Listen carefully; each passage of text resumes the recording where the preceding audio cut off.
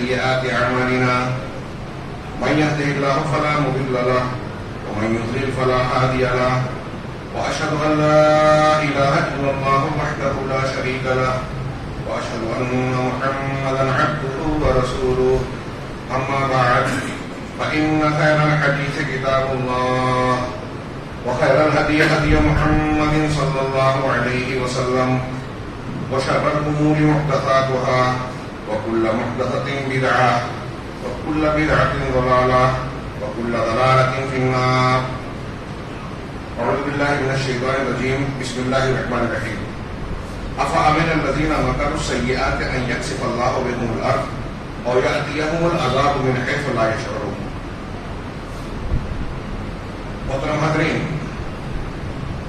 ہم اپنے گرد و پیش کے ریاست اور ملک کے حالات پر اگر نظر ڈالیں تو آج کے ماحول میں ایک بات صاف نظر آتی ہے کہ مسلمان پوری دنیا میں پریشان حال ہے، اور پریشان ہونے کے ساتھ ساتھ خوف زدہ بھی ہے، مایوس ہے، سہما ہوا ہے۔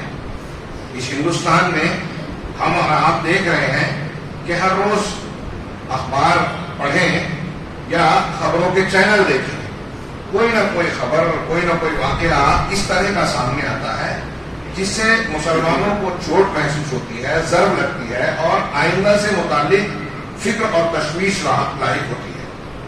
چھوٹا موٹا معاملہ اگر مسلمان کی طرف سے ہو تو ہم نے دیکھا چند روز قبل پرانے اور قدیم گھروں کو توڑ دیا گیا، غیر ثابت شدہ الزامات کے تحت بہت سے مسلمان قید و بند کی صعوبتیں جھیل رہے ہیں، ہمارے خلاف نئے نئے قوانین بن رہے ہیں۔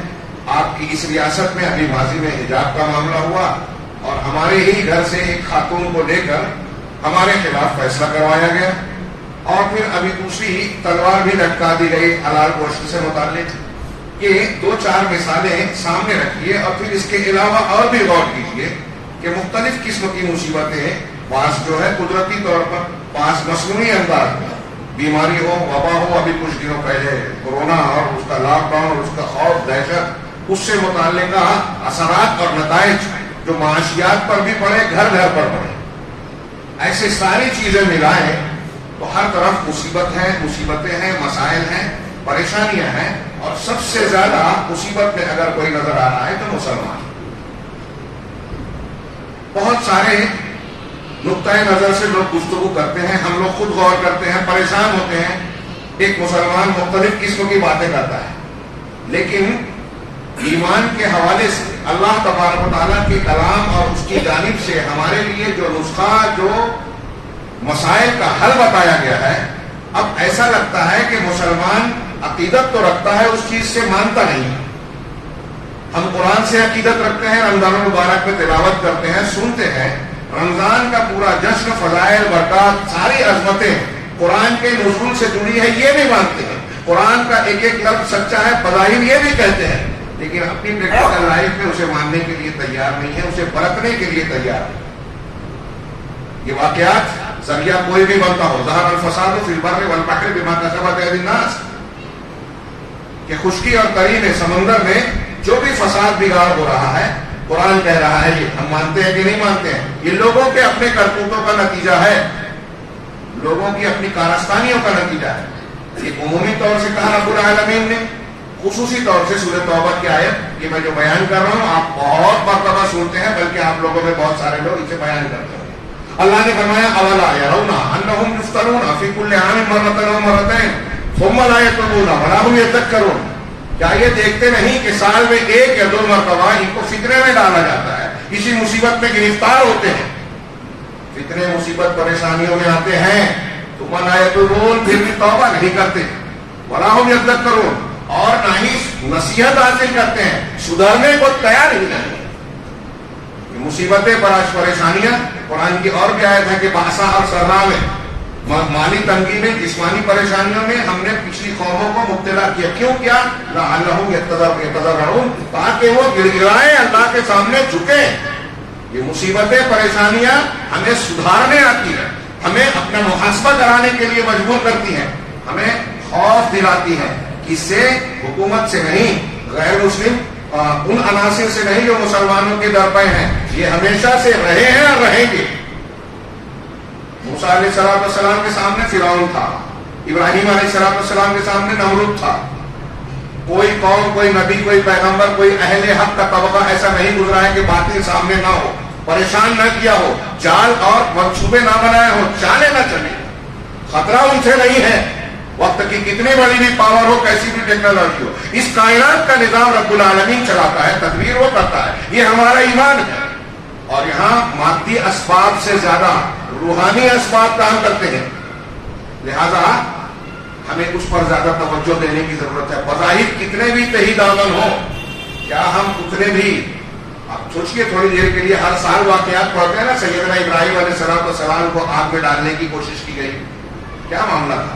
نبی کریم صلی اللہ علیہ وسلم کو سارے قبیلے کے جوان رانا مل کر ڈنگ کی تلوار لے کر گھر کے باہر کھڑے ہیں کہ نکلیں گے تو شہید اور قتل کر دیں گے، مار پائے، اتنے بڑے منصوبے تھے۔ تو جس نے نبی پاک صلی اللہ علیہ وسلم کو بچایا، ابراہیم علیہ السلام کے لیے آگ کو ٹھنڈی کر دیا، موسیٰ اور بنی اسرائیل کے لیے دریا میں راستہ بنا دیا، وہ ہمیں ان مصیبتوں سے نہیں بچا سکتا۔ ہم خوفزدہ ہوتے ہیں ان طاقتوں سے، ڈرے اور سہمے ہوئے ہیں ان چھوٹی چھوٹی قوتوں سے۔ یہ ہمارے ایمان کا امتحان ہے۔ میں نے کاغذ لیا تھا کہ کیا بات پیش کروں، کیا نہیں پیش کروں، بہت ہی مختصر وقت ہے۔ میں عرض یہ کرنا چاہتا تھا کہ ہمارے اور آپ کے لیے ڈرنے کی یہ چیزیں نہیں ہیں۔ اصل ڈر پیدا کیجئے دل میں جو اللہ کو مطلوب ہے۔ علامہ ابن رجب حنبلی کی قدر تفصیلی ایک عبارت ہے، وہ کہتے ہیں کہ اللہ تبارک و تعالیٰ نے اپنی مخلوق کو، انسانوں کو، ہم کو اور آپ کو پیدا کیا ہے، کیوں؟ تاکہ لوگ ان کی اللہ کی معرفت حاصل کریں، اللہ کی عبادت کریں، لِيَعْرِفُوهُ وَيَعْبُدُوهُ۔ آگے کہتے ہیں وَيَخَافُوهُ وَيَهَابُوهُ، اور اللہ سے ڈرے، اللہ کی ہیبت کو دل میں بسائیں۔ اس بات کے لیے اللہ تبارک و تعالیٰ نے بہت سارے ادلہ قائم کیے، اپنی کتاب کے ذریعے، اپنے رسول کے ذریعے سے دلائل دیے ہیں ہم کو، اور ان دلائل کے ساتھ اگر کوئی غور و فکر کرے گا تو اس کے دل میں اللہ تبارک و تعالیٰ کا اجلال والا، یعنی جس میں تعظیم و خوف پیدا ہوگا۔ خوف، خشیت، یہ فرق ہے، اس کی تفصیل کا وقت نہیں ہے۔ خشیت پیدا ہوگی یعنی ایسا ڈر جس کے اندر تعظیم ہوتی ہے۔ ہاں، اللہ تعالیٰ نے انبیاء کے بارے میں کہا انہم کانوا لنا خاشعین، کیا ہے؟ انہم یسارعون فی الخیرات، انہم کانوا یسارعون فی الخیرات، کہ یہ انبیاء کرام، کئی نبیوں کا ذکر کرنے کے بعد اللہ نے کہا کہ یہ بھلائیوں میں سرعت کرتے تھے، آگے بڑھتے تھے، وَيَدْعُونَنَا رَغَبًا وَرَهْبًا، اور ہمیں پکارتے تھے، یعنی اللہ کو۔ اللہ کہہ رہا ہے ہمیں پکارتے تھے، کون؟ انبیاء کرام، رَغَبًا وَرَهْبًا، رغبت سے اور ڈر سے۔ شوق بھی ہے، ڈر بھی ہے، بڑا عجیب معاملہ ہے۔ بعض علماء نے لکھا کہ دنیا میں کوئی انسان اگر کسی سے ڈرتا ہے تو اس سے دور بھاگتا ہے، جانور ہو، حیوان ہو، کوئی بھی چیز ہو۔ جب دنیا کی مخلوق کی کسی چیز سے خوف کھاتا ہے تو اس سے دور ہوتا ہے، لیکن رب العالمین کا اگر خوف ہو، اللہ تبارک و تعالیٰ کا حقیقی خوف دل میں بسا ہو تو اللہ سے بھاگ کر جائے گا کہاں بندہ؟ اللہ تعالیٰ کا خوف ہوگا تو اللہ سے بھاگ کر اللہ کی طرف ہی پلٹے گا، اسی کی طرف جائے گا۔ تو اس کی طرف رغبت بھی ہو، شوق ہو اس کے عذاب کا، اس کی رحمت کا، اور اس کا ڈر ہو پکڑ کا، عذاب کا۔ اس کی رحمت کا شوق ہو اور اس کے عذاب کا خوف ہو۔ کاش کے وقت ہوتا تو میں اس بات کی وضاحت کرتا۔ ہمارے یہاں کچھ خود ساختہ میڈ ان انڈیا دین بنانے والے جو اہل تصوف کہلاتے ہیں، انہوں نے کہا کہ جنت اور جہنم کی وجہ سے اللہ کی عبادت نہیں کرنا چاہیے۔ وہ انبیاء سے پڑھ رہے ہیں، یہ انبیاء کہہ رہے ہیں کہ خوف و رغبہ و خوفا، کیا رہبہ، ڈر اور رغبت کی وجہ سے یہ اللہ کی عبادت کرتے تھے۔ وہ کانوا لنا خاشعین، اور یہ انبیاء ہم سے ڈرنے والے تھے، خشوع رکھتے تھے۔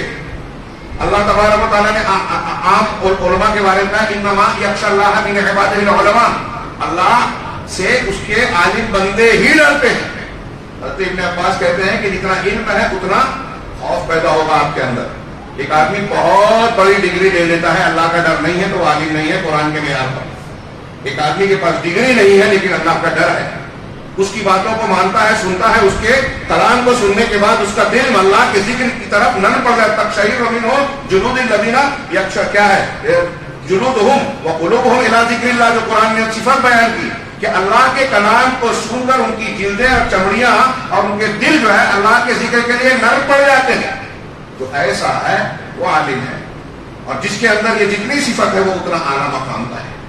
تو میں یہ 2-4 حوالے دے کر آگے بڑھتا ہوں. ابن رجب حنبلی آگے کہتے ہیں رحمہ اللہ کہ اللہ نے دلائل قائم کیے کہ لوگ اس سے ڈرے، اس کے عزت کے ساتھ اجلال کے ساتھ خوف کھائیں، اور اسی مقصد کے تحت اللہ نے اپنے کلام میں جہنم کا، اس کی ہولناکیوں کا، اس کے عذاب کا بار بار ذکر کیا، بتکرار کیا کہ لوگ اس کے خوف اور دہشت کو کے دل میں بیٹھا رکھے. وہاں کے کھانوں کا ذکر کیا، ذریع، جسلین، زقوم، حمیم، سدید، انتہائی کھولتا پانی، جہنمیوں کے زخموں سے نکلا ہوا پیپ کا انتہائی بدبودار، انتہائی خراب پانی. زقوم کا درخت، ان شجرۃ الزقوم طعام الاثیم، یقیناً زقوم کا درخت یہ ایک گنہگار کا کھانا ہوگا. ہم تصور نہیں کر سکتے. تفسیر میں اور روایتوں میں ہے کہ زقوم کا ایک قطرہ اگر دنیا میں ڈال دیا جائے تو یہاں کوئی چیز کھانے پینے کے لائق نہیں رہے گی. اس کا کیا ہوگا جس کا یہی کھانا ہوگا. سدید ومن ورائہ جہنم، سورہ ابراہیم میں اللہ نے کہا کہ اس کے سامنے، مجرم کے سامنے، گنہگار کے سامنے پیچھے جہنم ہوگی. وَيُسْقَىٰ مِن مَّاءٍ صَدِيدٍ، اسے سدید پیپ کا انتہائی کھولتا پانی، پیپ ملا ہوا زخم کا پانی پلایا جائے گا. روایتوں میں ہے کہ اگر وہ اپنے منہ سے لگائے گا تو ہونٹ کٹ جائے گا، اگر گھونٹ بنا کے پیٹ میں ڈال لے گا تو پیٹ کے اندر کی چیزیں کٹ کر پکانے کے راستے سے باہر نکل جائے گی، مرے گا نہیں. آگے اللہ نے کہا یتجرعہ، اسے گھونٹ گھونٹ بنائے گا. وما کان یصیغہ، اور اسے وہ پی نہیں پائے گا، آسودہ نہیں ہو پائے گا.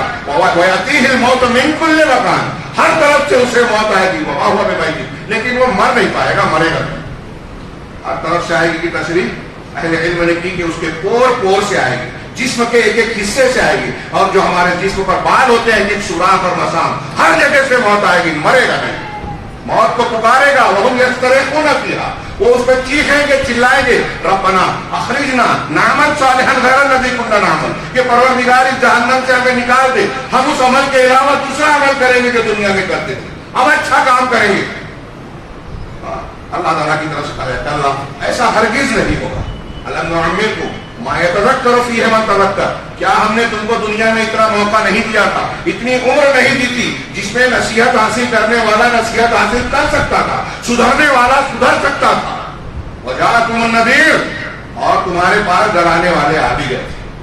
ڈرانے والے آئے تھے، سمجھانے والے آئے تھے، قرآن آیا، نبی آئے، اس کے ان کے نمائندے علماء کرام آئے. ہم سب جانتے ہیں. ابھی میں تقریر کر رہا ہوں تو بہت سارے لوگ یہ کہیں گے یہ تو ہمیں معلوم تھا، یہ تو ہمیں معلوم تھا، ہمیں معلوم نہیں ہے. ہم جہنم کو نہیں مانتے، جنت کو نہیں مانتے. ماننا جیسا ماننا ہوتا ہے، اگر ویسا ماننا ہے جیسے صحابہ کرام مانتے تھے. صحابہ کرام نے جب اس کو مانا تو کیسے مانا، اور ہم کیسے مانتے ہیں. عمر فاروق کے بارے میں کیا خیال ہے رضی اللہ تعالی عنہ، قدم قدم پر جنت کی بشارتیں، خلیفہ ثانی، کیا کیا مقام ہے ان کا، جس گتی سے چلے جائیں شیطان راستہ بدل دے. صحیح حدیثوں میں ہے، موقع نہیں ہے تفصیل کا، بہت ہی مختصر وقت ہے. کچھ وہ عمر فاروق، ان کی اور حضرت ابو موسیٰ اشعری کی بات کیا ہوئی. حضرت عبداللہ ابن عمر کے، حضرت عمر کے بیٹے ہیں اور جو ابو موسیٰ اشعری کے بیٹے ہیں، ان دونوں میں بات چیت ہوئی ہے. بخاری میں لمبی روایت ہے. حاصل اس کا یہ ہے کہ عمر فاروق نے ابو موسیٰ اشعری سے کہا کہ کیا تم اس بات پر خوش ہو، راضی ہو کہ ہم نے اللہ کے رسول، اللہ کے رسول کے ساتھ جو ہے ایمان لایا، ہجرت کی، جہاد کیا اور بہت ساری نیکیاں کی، تو اللہ تعالیٰ اس سے تو خوش ہوگا. لیکن آپ کی وفات کے بعد ہم نے ایسے ایسے ایسے کام کیے، تو کیا اس کے بارے میں تم یہ سوچتے ہو کہ اللہ تعالیٰ اس کا بدلہ دے گا یا ہم کو برابر سرابر چھوڑ دے گا. ابو موسیٰ اشعری کہتے ہیں کہ یقیناً ہم نے آپ کے بعد بہت سارے نیکیاں کی ہیں، اللہ کے راستے میں قربانیاں دی، جہاد کیا، ہمارے ذریعے سے بہت سارے لوگ مسلمان ہوئے، تو میں اس سے اللہ کی ذات سے امید رکھتا ہوں. عمر فاروق کہتے ہیں کہ تم ایسا کہتے ہو، لیکن اللہ کی قسم، اس ذات کی قسم جس کے قبضے میں میری جان ہے، میں تو یہ پسند کرتا ہوں کہ اللہ کے رسول کے بعد اگر ہم نے جو بھی کچھ کیا، اللہ تعالیٰ اس کی نیکی اور اس کا بدلہ دے نہ دے، مجھے یوں ہی چھوڑ دے، برابر برابر چھوڑ دے، میں خوش رہوں گا. یعنی نیکیاں نہ ملے، مجھ کو عذاب نہ پکڑے، اللہ تعالیٰ پکڑے نہیں، عذاب نہ دے. ایسے ہی کہہ رہے ہیں قرآن نے جو بار بار ذکر کیا، جو علامہ ابن رجب حنبلی کہہ رہے ہیں، آگے انہوں نے کہا کہ بار بار ذکر کیا جہنم کے ہولناکیوں کا، کیوں کیا؟ تاکہ اس کے ذریعے سے ہم شریعت کے پابند ہو جائیں، اپنے دل میں ڈر پیدا کریں، گناہوں سے توبہ کریں، اور اس کے لیے رمضان سے بہتر موقع کیا ہو سکتا ہے کہ ہم قرآنی انسان بنے، توبہ کریں، اللہ کی طرف رجوع کریں، اپنے اندر روحانی طاقت پیدا کریں جسے دنیا کی کوئی طاقت سے نہیں کر سکتی۔ لیکن ہم رسم کی طرح گزارتے ہیں۔ علامہ ابن رجب کہتے ہیں کہ جو قرآن پڑھے گا اور پھر قرآن کی تصریح ہے کرنے والی سنت اور حدیثوں کو پڑھے گا، اور پھر اس کے تناظر میں اس کی تربیت سے جو قوم صحابہ کرام اور سلف کی سنت کے سلف نے جو طریقہ کار اختیار کیا ہے، اس کو اگر پڑھے گا تو بڑا تعجب کرے گا کہ ان کی حالت عجیب تھی۔ اللہ کا خوف اتنا زبردست تھا کہ ان کی زندگیاں اللہ کی شریعت کی پوری طرح پابند ہو گئی تھی۔ جن چیزوں کا حکم اللہ رسول نے دیا اس کی طرف لپکتے تھے، جن چیزوں سے منع کیا اس سے بچتے تھے، گناہ ہو گئے تو توبہ کرتے تھے۔ ہم ہیں ایسے؟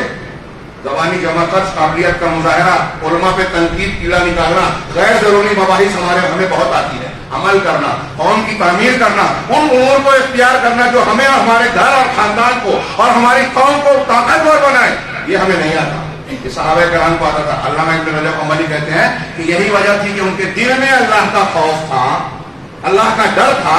اس چیز نے ان کو نیک بنا دیا، گناہوں سے دور کر دیا۔ اللہ کا ڈر ان کو اونچے مقام پر لے گیا، ترقی دیتا ہے۔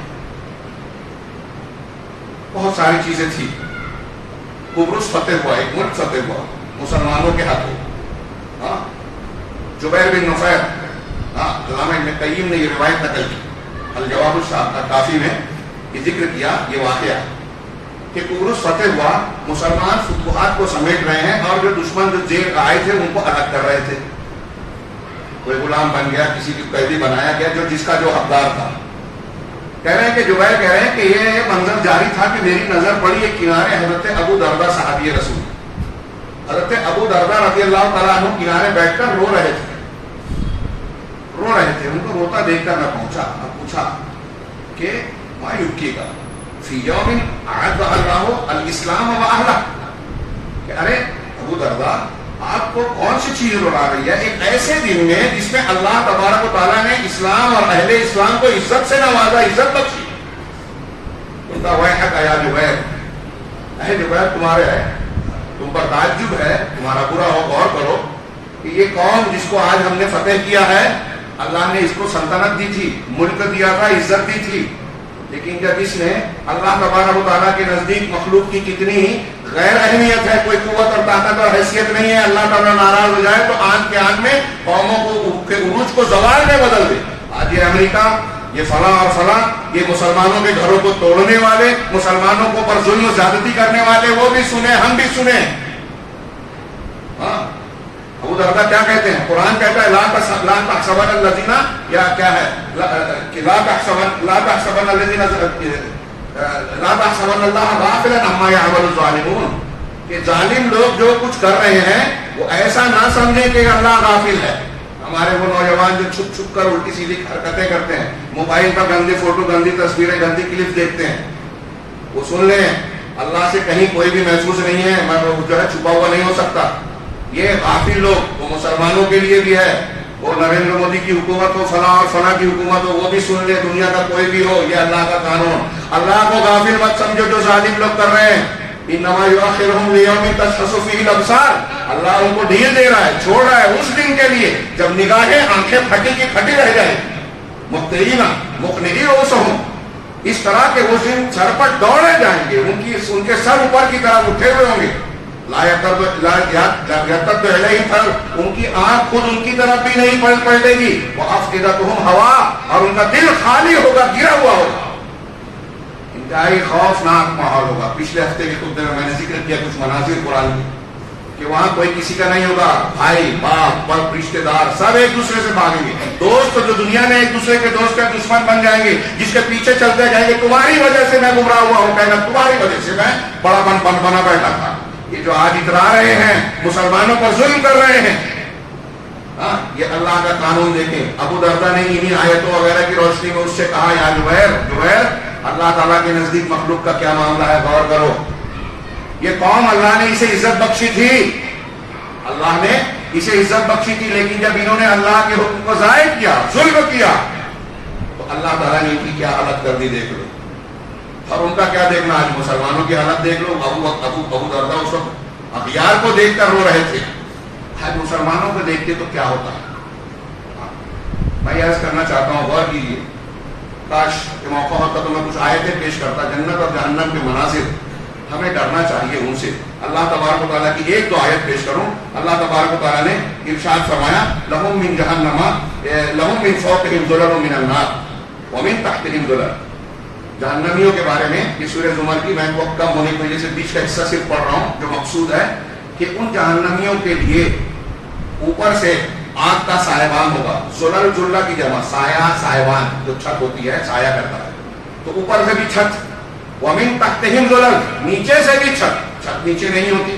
تو کیا مطلب ہے؟ اہل علم نے کہا کہ اس سے اطباق النار، جہنم کے جو طبقات ہیں نا، ایک کے بعد ایک طبقے، اوپر بھی جہنم کے طبقے ہوں گے، نیچے بھی جہنم کے طبقے۔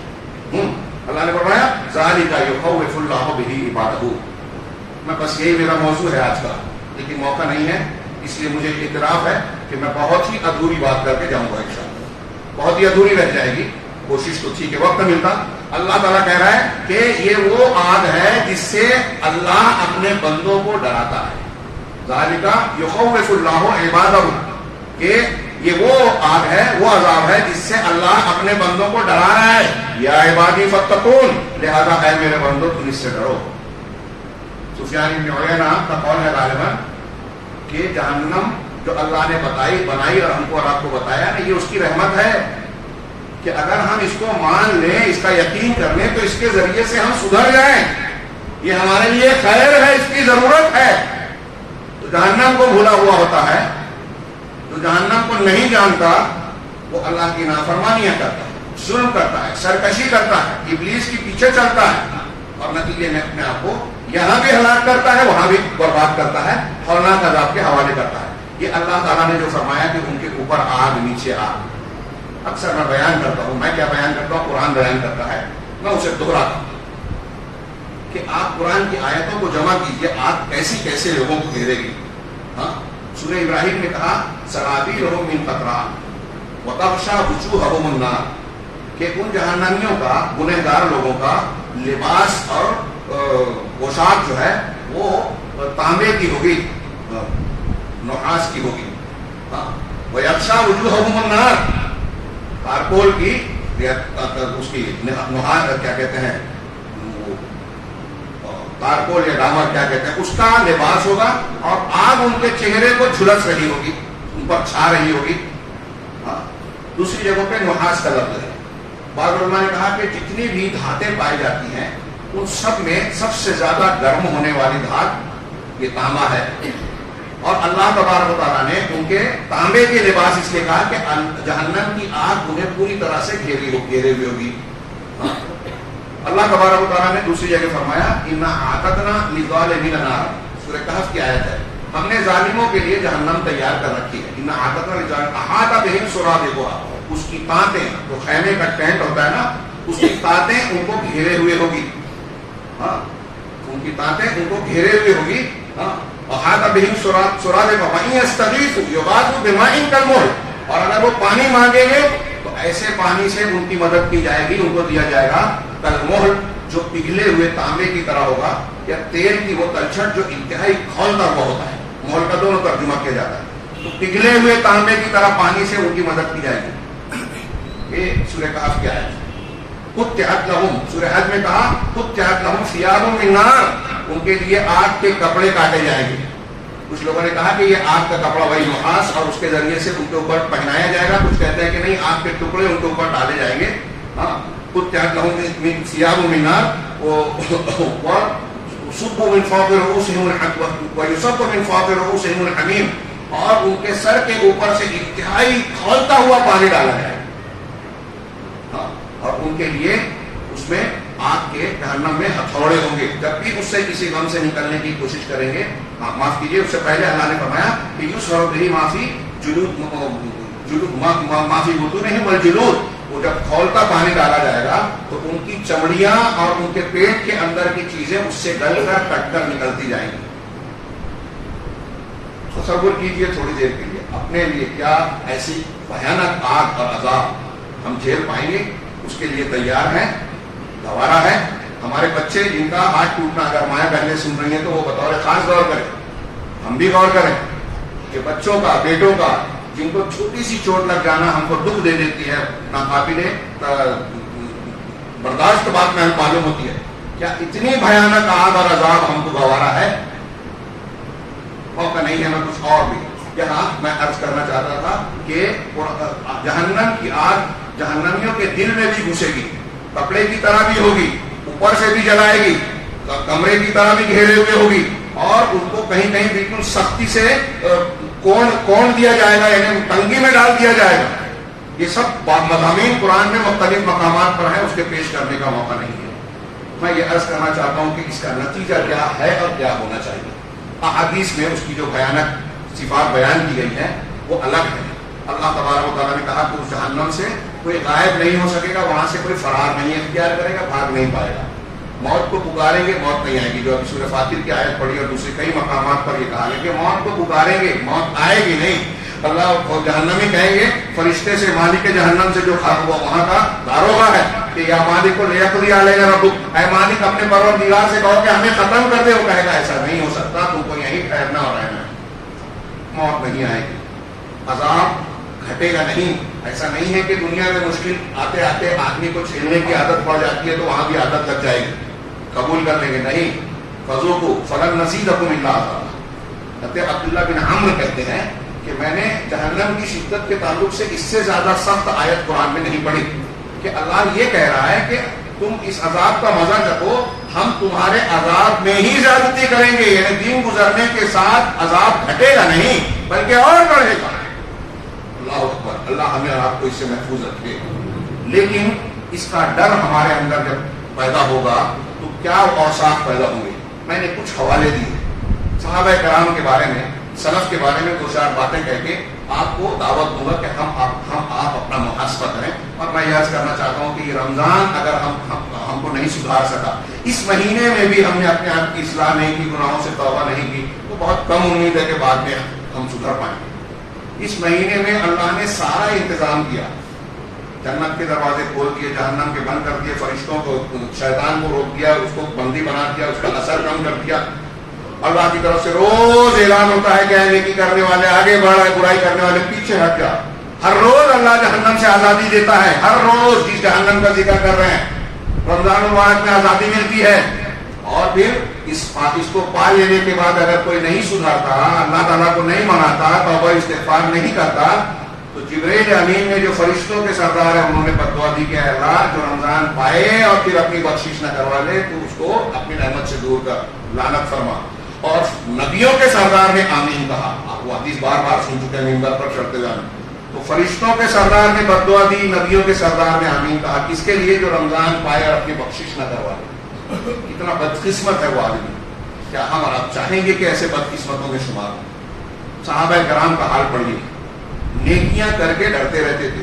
حضرت حسن بصری رحمہ اللہ کہتے ہیں کہ مومن وہ ہوتا ہے جو نیکیاں کرتا ہے، ڈرتا رہتا ہے کہ کہیں اللہ تعالیٰ کیا میری نیکی رد نہ ہو جائے۔ ہاں، اور منافق کی یہ خصوصیت ہوتی ہے کہ وہ برائیاں کرتا ہے، گناہ پہ گناہ کرتا ہے اور مطمئن رہتا ہے کہ ارے میں بہت، اللہ معاف کر دے گا۔ ہم اپنا یہاں ہر شخص، میں بھی اپنا جائزہ لیں کہ ہم مومنوں کے جیسے ہیں یا منافقوں؟ تھوڑی نیکی کرتے ہیں اور بہت بڑے بڑے خواب دیکھ کے رکھتے ہیں، امید رکھتے ہیں ہم تو مسلمان ہیں، ہم تو اہل حدیث ہیں، ہم تو صحیح عقیدے کے لوگ ہیں، اور اسی خوش فہمی میں ہم بہت سارے گناہ کر رہے ہیں۔ وہ کام کرتے ہی نہیں جو کرنا ہے، وہ کام جو جنت میں لے جانے والا ہے، جہنم سے بچانے والا ہے، کرتے ہی نہیں ہیں۔ ہمارے اندر اختلاف ہو گیا تو اتنے سمجھدار ہیں کہ اتحاد کی ساری راہیں ہم بند کر دیتے ہیں۔ کسی سے رشتہ کاٹ دیا تو جوڑتے نہیں ہیں۔ ایک آدمی حرام کھانے لگا ہے تو کتنا بھی رمضان آ جائے وہ حرام سے توبہ کرنے کو تیار نہیں ہے۔ اس کے پاس تعویل ہے، مولویوں کے فتوے ہیں، جھوٹ راستے ہیں، ارے نہیں ایسا ہے اللہ کیا بچ جائیں گے، کوئی بات نہیں، معاف نہیں کرے گا کیا؟ یہ خوش فہمی میں نہ رہے۔ اگر اللہ تعالیٰ کی نافرمانی کوئی آدمی کرتا رہتا ہے تو چھوٹے گناہ سے اس کا عذاب ایک یہ ہوتا ہے کہ بڑے گناہ میں اللہ ڈالتا ہے۔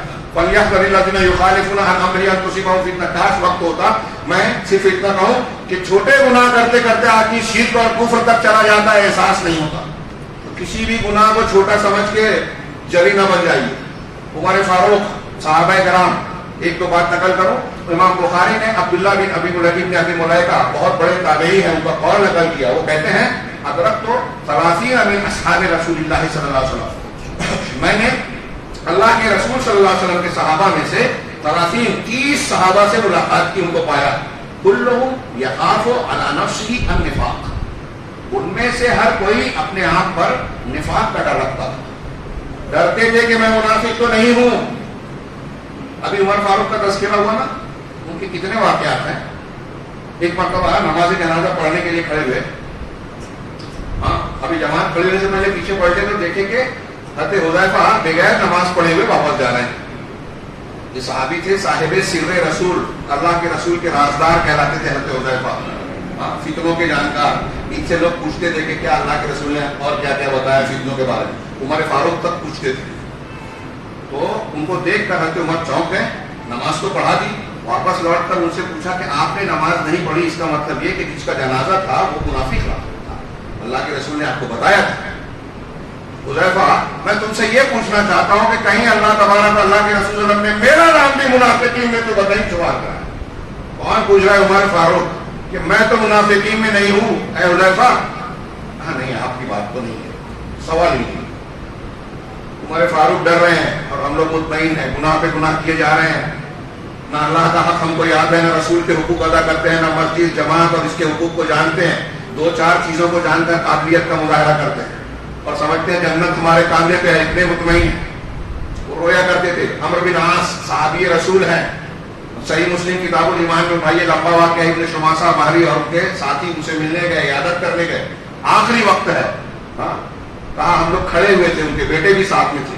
ہم نے دیکھا کہ انہوں نے دیوار کی طرف منہ کر لیا اور رونے لگے، ہچکیوں کی آواز آئی. یہ صورتحال دیکھ کر ان کا بیٹا نہ رہا جا سکا اس سے. اس نے تسلی دی کہ ابا جان کیوں روتے ہو؟ کیا آپ اللہ کے رسول صلی اللہ علیہ وسلم کے ساتھ ہی نہیں تھے؟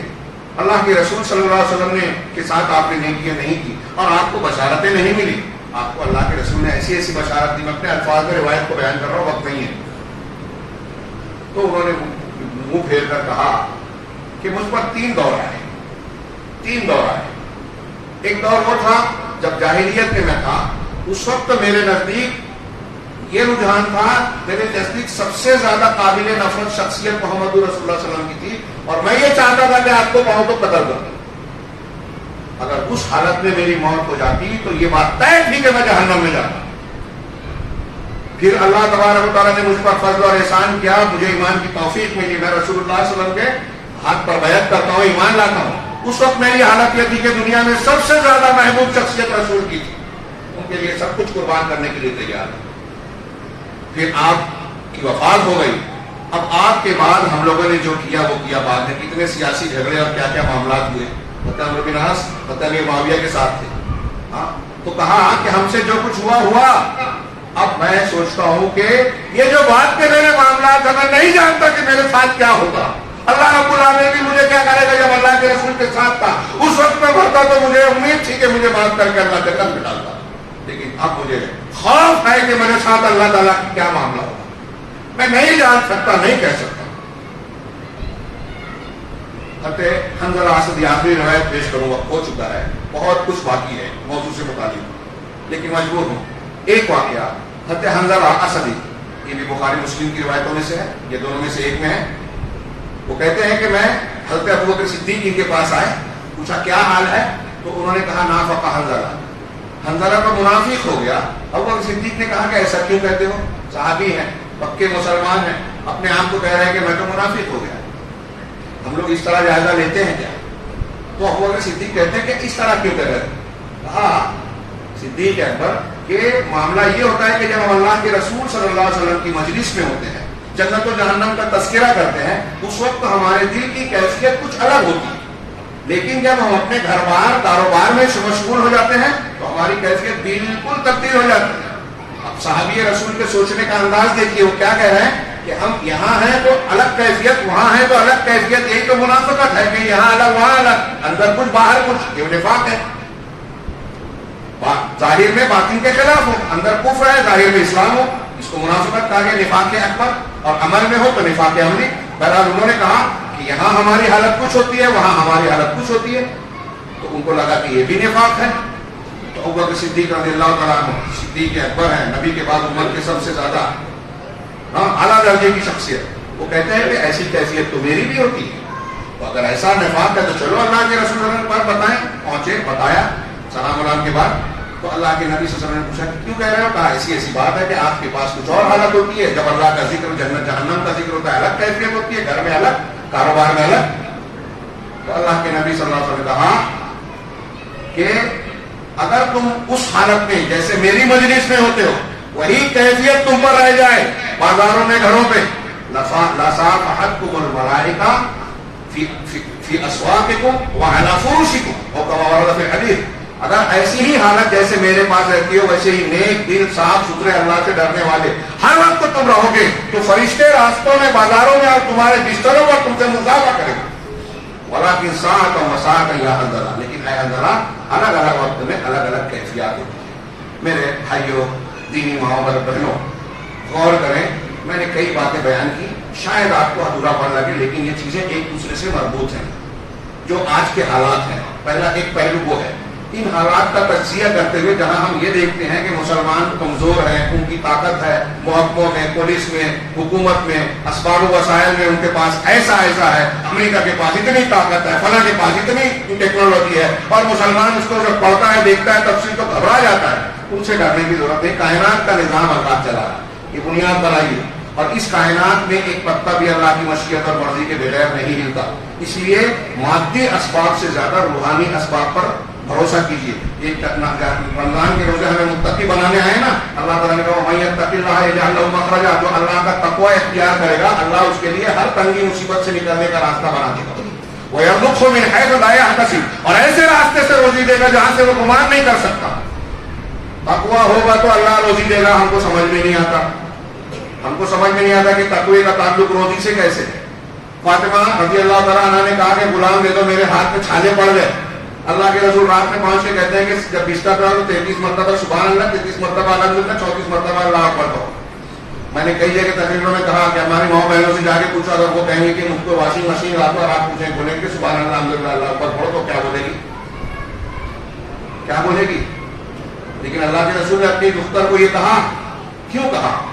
یہ روحانی اسباب پر غور کیجیے. میں نے ایک آیت پیش کی، ایسی 20 آیتیں پیش کی جا سکتی ہیں کہ اللہ تعالیٰ رسول اللہ علیہ وسلم نے یہ وعدہ کیا کہ اگر ہم متقی پرہیزگار بن جائیں تو اللہ تعالیٰ آسمان سے بھی روزی دے گا، زمین سے بھی دے گا، کشادگی دے گا، گناہ معاف کرے گا، مال اولاد میں برکت دے گا، دشمنوں کی چالوں کو بیکار بنا دے گا. ان تصویروں وتقوا لا یضرکم کیدہم شیئا. سورہ میں اللہ نے فرمایا کہ اگر تم صبر کر لے گا، وہ تقوی اختیار کر لو تو دشمنوں کی چالیں اور منصوبے تم کو کوئی نقصان نہیں پہنچائے. میں عرض کر رہا تھا، حاصل بتا رہا ہوں کہ ہمیں ڈرنا چاہیے اپنے گناہ سے. کسی امریکہ سے نہیں، کسی سنگ سے نہیں، کسی بھی پریوار سے نہیں. ڈرنا ہے تو اپنے آپ کو اپنے گناہ سے ڈرو، اور اس ڈر کو پیدا کرنے کے لیے اللہ تبارک و تعالیٰ کو پہچانیے، اس کی عظمتوں کی کبریائی کو جانیے. اللہ کو پہچانیں گے تو اللہ کا ڈر پیدا ہوگا. اللہ تبارک و تعالیٰ کے عذاب کو پڑھیے قرآن نے بے مذاق کے لیے، اور یوں ہی ایسے ہی نہیں ذکر کیا ہے، بار بار جہنم کی منظر کشی کی ہے، جس میں سے بہت کم چیزوں کو میں نے پیش کیا اور آپ جانتے ہیں بہت کچھ. اس کو ہمیشہ تازہ رکھیے. اپنے گھر میں عورتوں کو، بچوں کو ان مضامین کو دوہرا کر روز پڑھائیے. یہ جتنا دوہرایا جائے اتنا اچھا ہے، اس کو کبھی نہ بھولیں. تو اگر ہم نے یہ کیا، اپنے دل میں اللہ کا، جہنم کا، اللہ کی پکڑ کا خوف بٹھا دیا، تو اللہ کا خوف ہمیں اللہ کا فرما بردار بنائے گا، گناہوں سے بچنے والا بنائے گا، ہمارے نفس کے تزکیہ کرے گا. اللہ کا خوف عبادت کی روح ہے، خوف سر عبادت کی روح ہے. اور یہ رمضان کے روزے ہمارے درمیان ہمارے دل میں تقوی اور اللہ کا خوف پیدا کرنے آیا ہے. اگر یہ خوف پیدا ہو گیا تو ہم اچھے ایمان والے، اچھے مسلمان بن جائیں گے. اور ایمان والے اگر ہم بن گئے تو میرا یقین ہے اس لیے کہ اللہ کا فرمان ہے، رسول کا فرمان ہے، ایک تو نہیں 20 سینکڑوں، کہ اللہ تبارک و تعالیٰ تمہاری حفاظت کرے گا، اپنی رحمت میں پناہ دے گا. دنیا کی کوئی طاقت تمہارا کچھ بگاڑ نہیں سکے گی. تمہارا ہر مسئلہ حل ہوگا، دنیا کے مسائل بھی حل ہوں گے اور آخرت کے بھی. اور اگر اللہ نہ گیا تو نہ یہاں ٹھکانا ہے نہ وہاں. اللہ تعالیٰ ہمیں اس دنیا اور آخرت کی کامیابی کے راستے پر چلنے کی توفیق عطا فرمائے. اپنا ڈر اور ایمان جیسا ہمارے لیے فائدے مند ہے ویسا ہمارے دلوں میں اللہ تعالیٰ پیدا فرمائے. اس رمضان المبارک کی برکتوں فضیلتوں کے ساتھ رب العالمین ہمیں ان خوش نصیب لوگوں میں شامل فرمائے جن کو اللہ تعالیٰ جہنم اور جہنم کے عذاب سے خلاصی دیتا ہے. ربنا اصرف عنا عذاب جہنم انہ کان غراما. بارک اللہ لنا ولکم فی القرآن المجید ونفعنا وإیاکم بآیات الذکر الحکیم انہ تعالی جواد کریم ملک بر